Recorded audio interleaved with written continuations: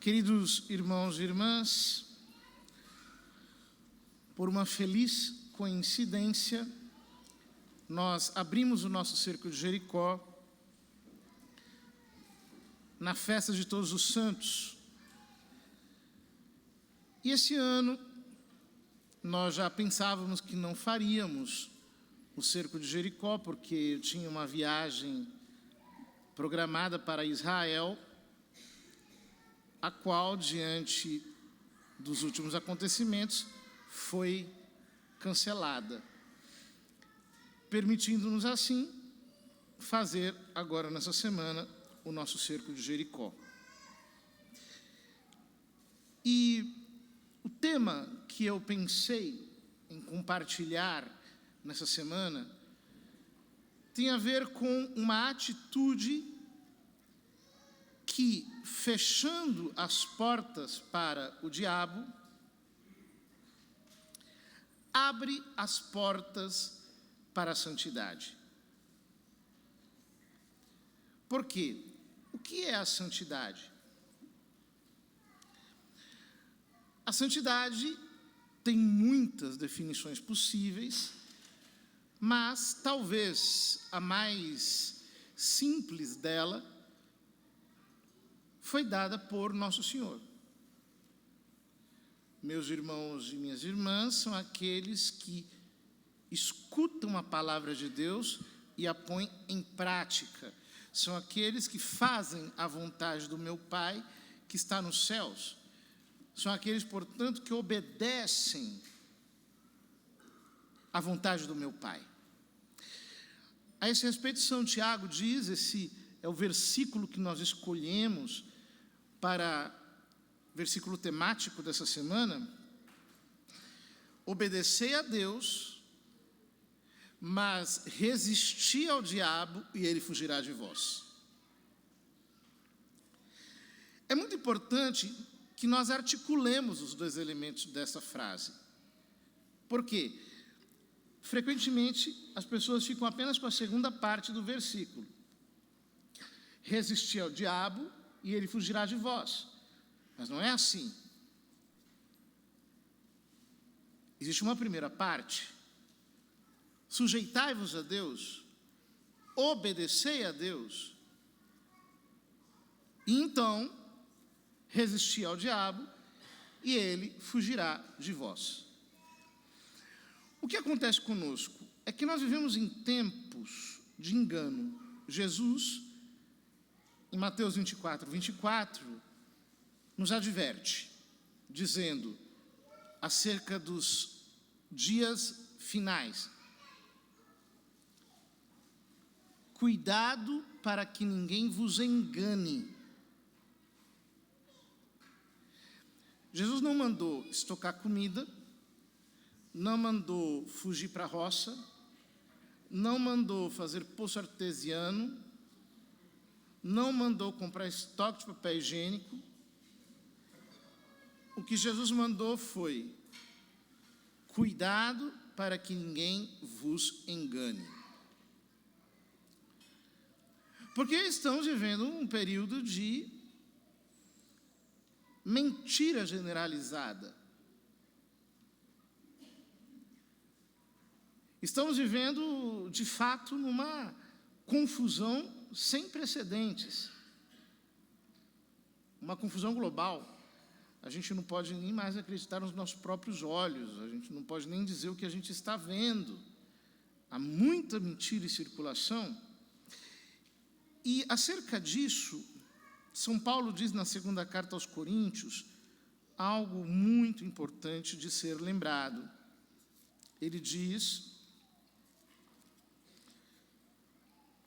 com efeito, zelo por vós com o zelo de Deus, pois vos desposei a um único esposo, apresentando-vos a Cristo como virgem pura, como virgem santa. Receio, porém, que como a serpente por sua esperteza enganou Eva, assim também vossos pensamentos sejam desviados da simplicidade e da pureza devidas a Cristo. De fato, queridos irmãos, nós estamos vivendo dias em que muitos cristãos, sem se darem conta, estão caindo em atitudes que são opostas àquelas que Deus espera de nós. São Paulo diz, em Romanos 5,19, que pela desobediência de um homem, muitos se tornaram pecadores. Assim, pela obediência de um só, muitos se tornarão justos. Pela desobediência de um homem. O que aconteceu com Adão? Pela sua desobediência, entraram todos os males na história humana. O exército de males que compõe a lista quase infinita que nós conhecemos, morte, tragédias, catástrofes, doenças, guerras, pecados, etc. Tudo isso decorre da desobediência de um homem. Pela sua desobediência, Adão abriu as portas para o diabo. Porém, nós precisamos voltar às Escrituras para meditar um pouco de que modo isso aconteceu. Quando vamos ao capítulo 3 do livro do Gênesis, nós vemos um diálogo entre a mulher e a serpente. A serpente era o mais astuto de todos os animais selvagens que Yahvé Deus tinha feito. Ela disse à mulher: é verdade que Deus vos disse, não comereis de nenhuma árvore do jardim? Começa com uma mentira. Insinua uma mentira. Ou seja, o que o diabo está dizendo? Deus os restringiu. Deus colocou um limite para a liberdade de vocês. A mulher respondeu: podemos comer do fruto das árvores do jardim, mas do fruto da árvore que está no meio do jardim, Deus disse: dele não comereis, nele não tocareis, senão morrereis. A serpente, porém, respondeu à mulher: de modo algum morrereis.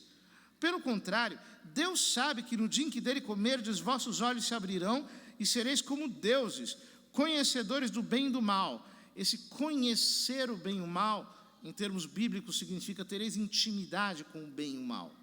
Experimentareis o bem e o mal. A serpente da mentira passa para a acusação. De maneira sutil, ela convence a mulher de que Deus é mentiroso, de que Deus não está dizendo a verdade, de que Deus não quer o bem deles, de que Deus está interessado em que eles permaneçam na ignorância, nas trevas, na obscuridade. Ou seja, o engano do diabo começa a fazer-nos mudar o modo como nós encaramos Deus. Esse veneno está no coração de todos nós.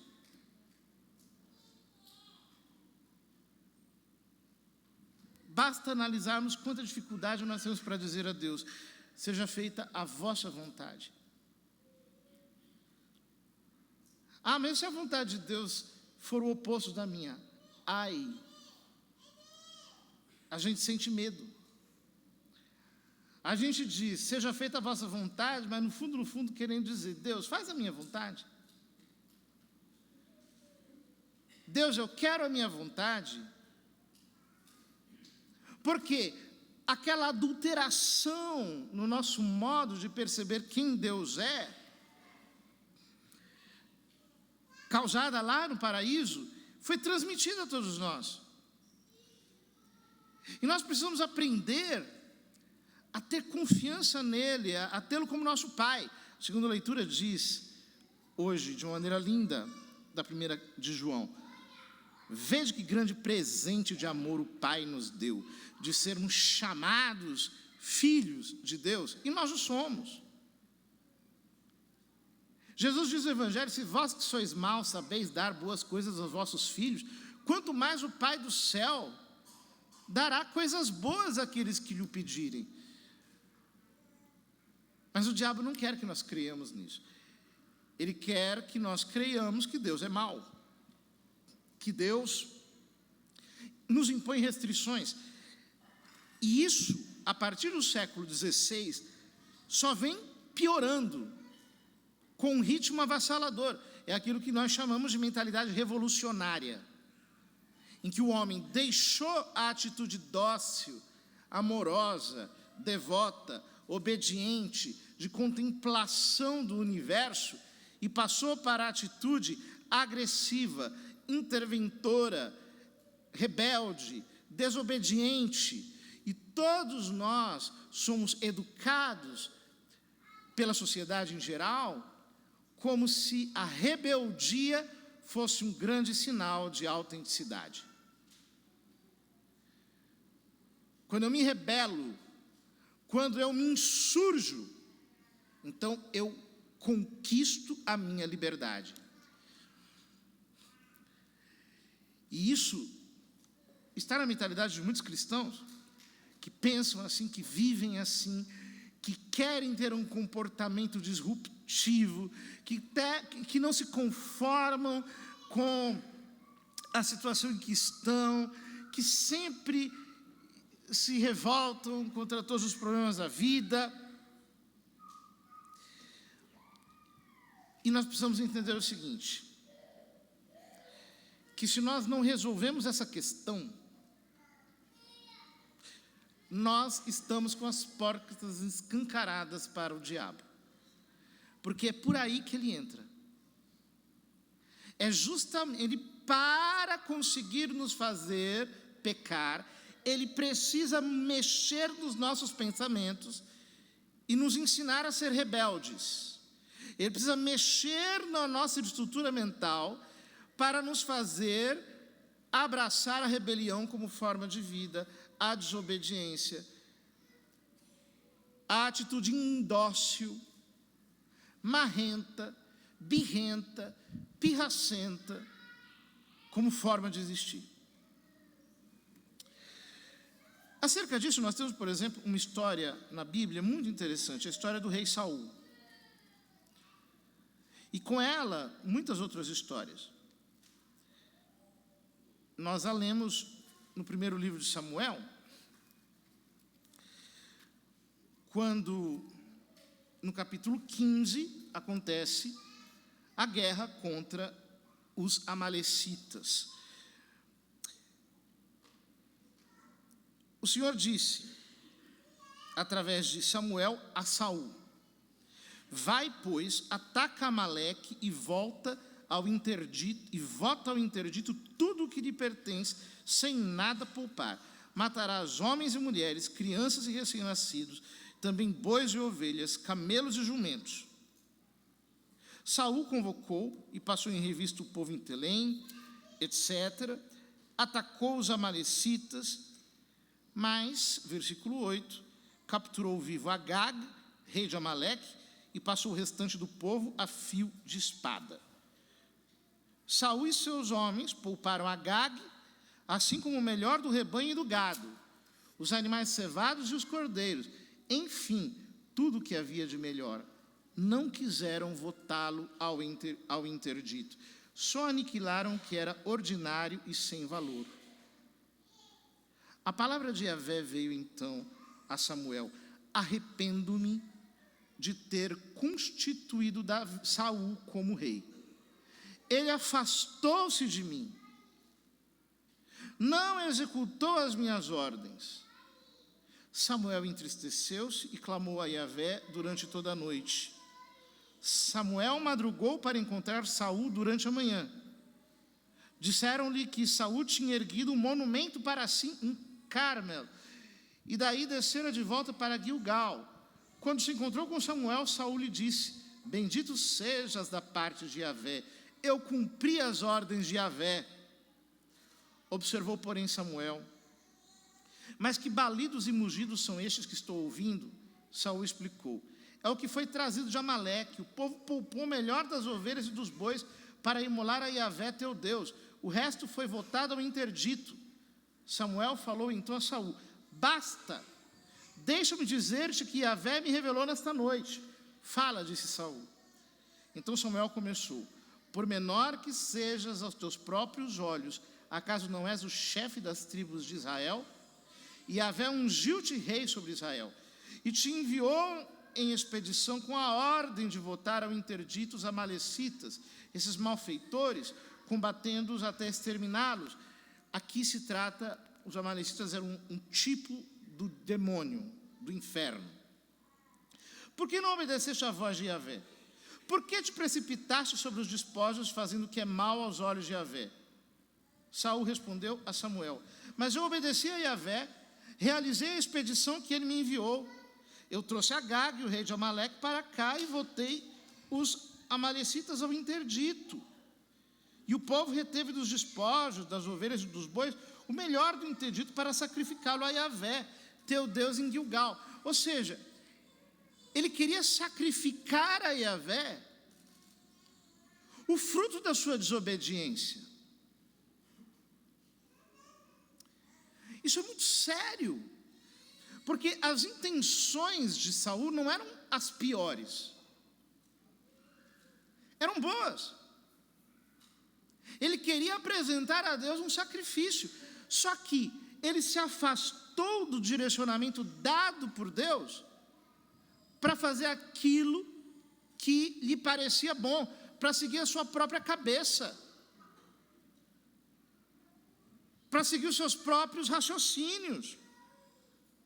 Samuel, porém, replicou: o que apraz a Yahvé? Holocaustos e sacrifícios ou obediência à voz de Yahvé? A obediência vale mais que o sacrifício ritual, a docilidade mais que a gordura de carneiros. Com efeito, a rebelião equivale a um pecado de magia, e a obstinação ao pecado de idolatria. Vejam que coisa séria. Deus diz a Saul: você cometeu feitiçaria, você cometeu idolatria. Ou seja, para você ser feiticeiro, você não precisa ir a um lugar de feitiçaria. Para você ser um idólatra, você não precisa adorar os demônios, basta que você seja desobediente. A rebelião, a desobediência é um modo de se auto-enfeitiçar. Por que muitas pessoas estão com a vida travada? Estão com a vida completamente morta. Estão com o seu ministério sôfrego, sem andar. Porque querem fazer tudo da sua cabeça.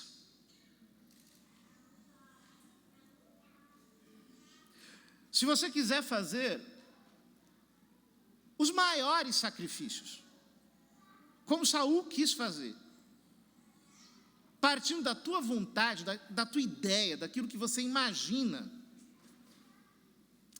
você só está fazendo feitiçaria. Isso não vai dar certo diante de Deus. É o que nós vemos, por exemplo, na história de Caim. Em Gênesis, no capítulo 4, nós vemos que Caim e Abel apresentaram cada qual um sacrifício ao Senhor. Abel apresentou o sacrifício do cordeiro. Caim apresentou o sacrifício dos frutos da terra. E Deus não gostou da oferta de Caim. Alguém já se perguntou por que Deus não gostou da oferta de Caim? Há muitas respostas para essa pergunta. Mas uma delas, talvez a mais lógica, de acordo com o texto bíblico, seja o fato de que, quando Adão e Eva pecaram, eles se cobriram com folhas de figueira. E aquelas folhas de figueira não foram suficientes para cobrir o seu pecado. Então o que aconteceu? Deus próprio Deus confeccionou peles de animais, roupas de peles de animais, para Adão e Eva. O primeiro sacrifício realizado no mundo foi feito pelo próprio Deus, segundo o livro do Gênesis. Ou seja, aquilo que agradava ao Senhor não eram folhas de figueira, era o sacrifício. Caim quis mais uma vez seguir a sua própria cabeça. E qual foi o resultado disso?